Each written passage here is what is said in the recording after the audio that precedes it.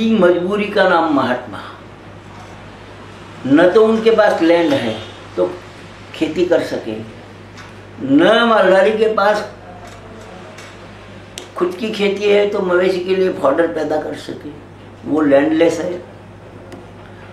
कहीं गुजरात में आज खड़ा रहने की जगह नहीं रही। गौचर लैंड बेच दिया, सरकारी पट्टर बेच दिया, दरिया किनारा बेच दिया है। अभी जो भी बचे हैं लोगों के खेत बचे, अभी खेत भी बेच रहे हैं कंपनियों को।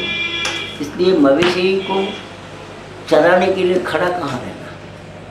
पहले तो सरकारी पट्टर, गौचर लैंड ये सब था, आज वो स्थिति नहीं रही। इसलिए वो सोमान में अपना जीवन निर्वाह चला रहा था पशुपालन के व्यवसाय के माध्यम से। वो अभी मालधारी में से मजदूर बन रहे हैं। और गुजरात में देखो तो खेत मजदूरों की,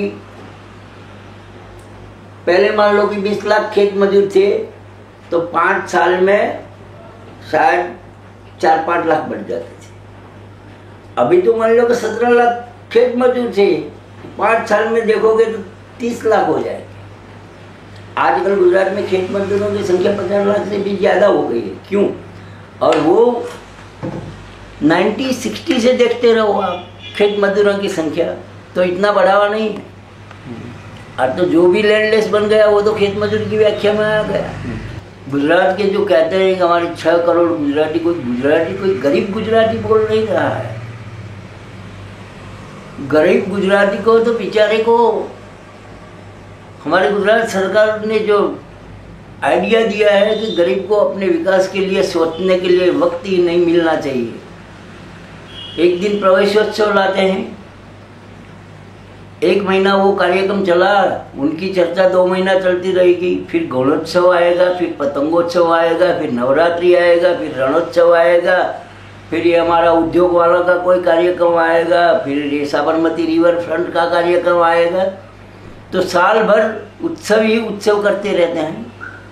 और उत्सव में कोई धनी लोग नहीं आते हैं, वो तो गरीबों को इकट्ठा करते हैं, भीड़ इकट्ठी करते हैं, चलो आपको तो ये मिलेगा, नहीं आओगे तो नहीं मिलेगा। इसलिए गुजरात का कोई गरीब इंसान, साधारण किसान, खेत मजदूर, या तो आदिवासी, या तो जो हमारी विचरती विमुख जाति के लोग जहाँ भी पड़े हैं, जहाँ भी है सेटल, उसने तो देश और दुनिया में जाके तो डंका नहीं दिया।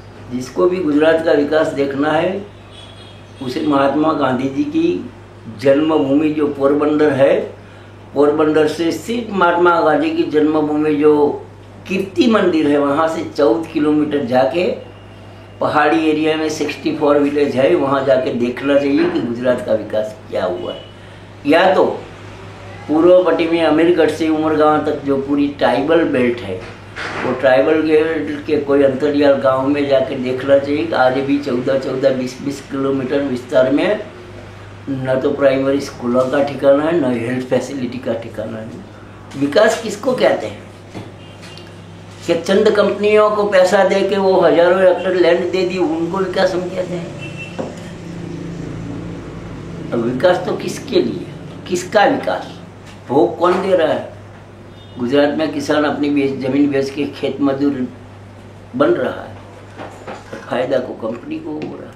तो